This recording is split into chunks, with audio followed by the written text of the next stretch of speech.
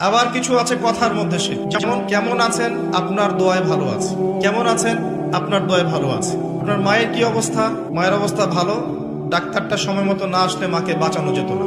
যাত্রা কেমন ছিল, জার্নি খুব ভালো ছিল, ড্রাইভার অনেক ভালো ছিল, ড্রাইভারের দক্ষতায় অ্যাক্সিডেন্ট থেকে নিশ্চিত অ্যাক্সিডেন্ট থেকে বেঁচে গেছে। আমি না থাকলে কাজটা হতো না, ভাগ্যিস আপনি ছিলেন, না হলে আমার এই বিপদ থেকে রক্ষা হতো না। প্রচুর কথা বলতে গেলে সারা রাত চলে যাবে, কথার মধ্যে বেশি শিরক হচ্ছে। এমনকি অনেক গানের লিরিক্স দেখবেন, তোমাকে ছাড়া বাঁচবো না, তুমি আমার জীবন, তুমি আমার মরণ, এ ধরনের কথা আছে না? আসমান জমিন চন্দ্র সূর্য সব তোমার, তোমার জন্য চাঁদ নিয়ে এসে দিব, চাঁদে বাড়ি বানাবো, কত কথা। এই শিরিক এবং তাওহীদটাকে শেখেন।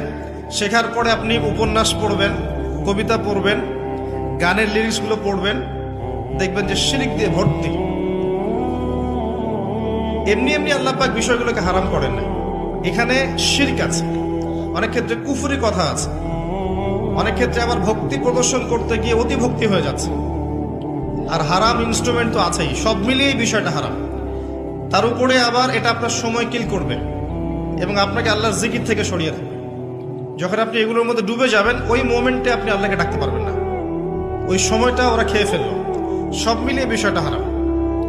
তো এরকম কথায় অনেক শিরক হয়। তো বেসিক কথা হচ্ছে, তিনভাবে শিরক হতে পারে: আপনার কথায়, আপনার কাজে এবং আপনার চিন্তায়।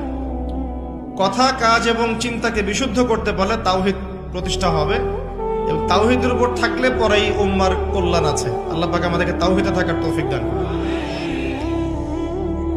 যারা শিরক মুক্ত অবস্থায় কবরে চলে যাবে ইনশাআল্লাহ, তারা উত্তর দিতে পারবে যে রব্বি আল্লাহ, আমার রব হচ্ছেন আল্লাহ। যখন দ্বিতীয় প্রশ্ন করা হবে